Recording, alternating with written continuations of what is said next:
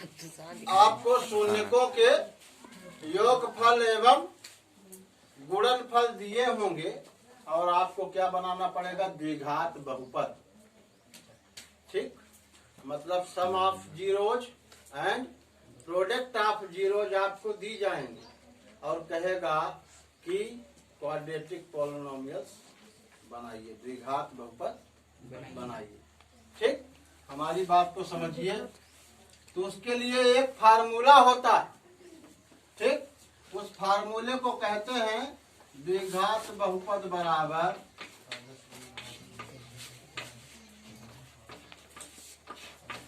या द्विघात समीकरण बराबर, बहुपद भी कहा जा सकता है और समीकरण या वर्ग समीकरण भी कहा जा सकता है। वर्ग माने दो, तो द्विघात समीकरण या द्विघात बहुपद या वर्ग समीकरण कुछ भी कहा जा सकता है। तो घबराने की बात नहीं है। इसका फार्मूला होता है x square minus alpha plus beta कोष्टक में एक्स बाहर प्लस अल्फा इंटू बीटा बराबर 0। ठीक, या हम कह सकते हैं कि एक्स स्क्वायर माइनस शून्यकों का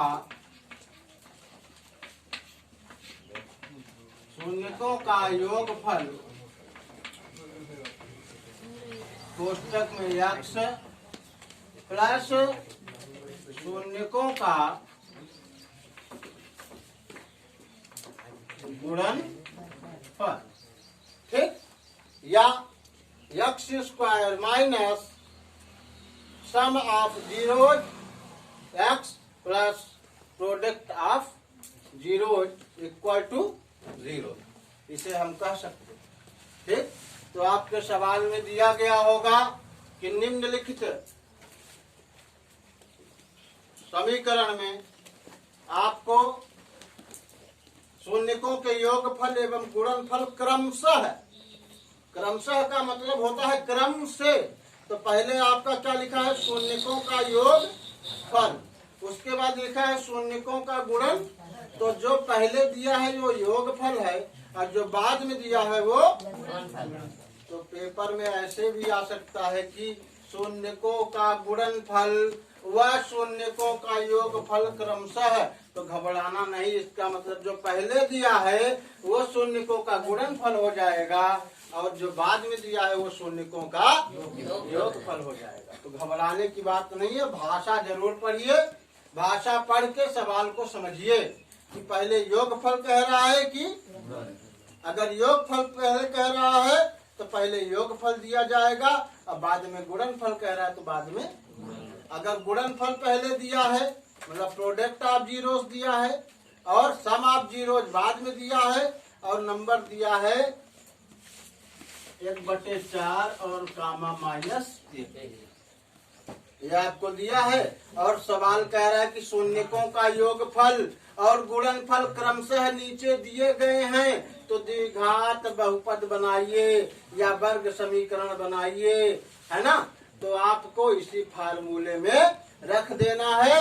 लेकिन ये पहचानना जरूरी है कि कौन सा, भाई शून्यक होता तो एक, लेकिन शून्य को कह रहा है, इसका मतलब 2 होंगे।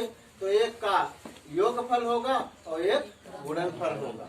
ठीक, तो अब ये देखना पड़ेगा कि कौन योगफल होगा कौन गुणनफल। तो भाषा के अनुसार हमको चिन्हना है कि पहले योगफल लिखा है कि गुणनफल।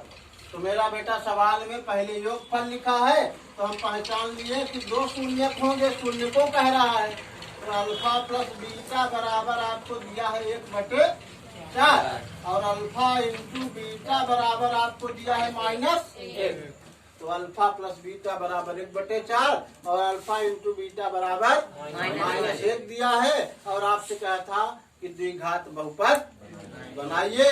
तो द्विघात बहुपद बनाने का हमने फार्मूला लिख दिया।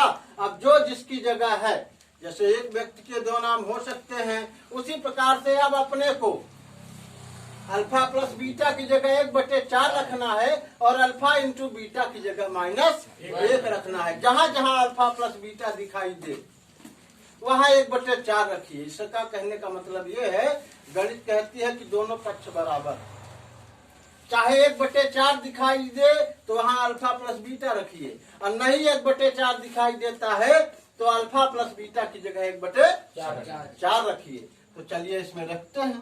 तो x square minus alpha plus beta की जगह क्या रखना है, क्योंकि दिया है 1/4। अब फिर क्या लिखा है एक्स प्लस, जब दो चिन्ह एक साथ रहे तो एक को कोष्टक में कर लिया करो, -1 बराबर 0। अब क्या इससे ये कटेगा, इसका ऊपर गुणा हो जाता है। तो एक्स स्क्वायर माइनस x/4 अब प्लस माइनस, दो चिन्ह अगर एक साथ है तो उनको गुणा करके एक चिन्ह बना लिया करो, प्लस माइनस बराबर 0। और बेटा एक चीज ध्यान दिया करो कि कभी भी ये बटे में रहे, नॉमिनेटर अपॉन डिनोमिनेटर मतलब अंश बटे हर, तो हर हमेशा हटाइए। हर हटाएंगे तभी द्विघात समीकरण पाएंगे। बनने को तो ये बन गया है लेकिन बटे हटा दीजिए। तो ये इतना समझ में आया जी। अब इसके बाद देखिए तो 4 एलसीएम आ गया, क्योंकि इसके नीचे कुछ नहीं तो एक, इसके नीचे कुछ नहीं उसके नीचे एक। हमारे साथ कोई नहीं है तो हम तो अकेले है ना। हमारे साथ अगर कोई नहीं चलेगा तो हम तो जाएंगे ही, है ना।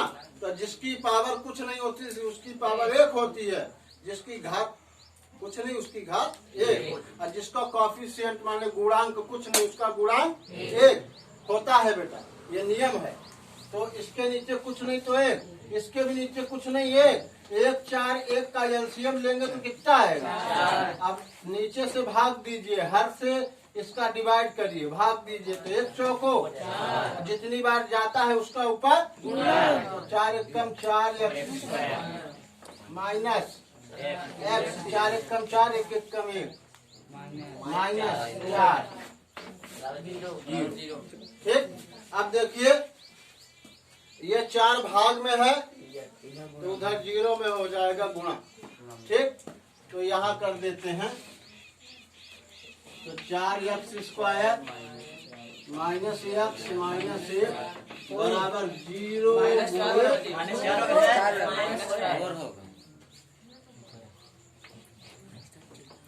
ठीक है ना, 0 गुणे 4। या तो एक चीज और ध्यान दे लो कि ये बराबर है ना, बराबर लगा है, ये अपॉन में है अंश बटे हर, इसके नीचे कुछ नहीं तो तिर्यक गुणा करिए, क्रॉस मल्टीप्लिकेशन, इसका इसमें इसका तो 1 का इसमें कराओगे तो यही आएगा, और 4 का 0 में इंटू हो जाएगा। तो ये बच गया क्या 4x square minus x minus 4 equal to 0। ये आपका द्विघात समीकरण आ गया।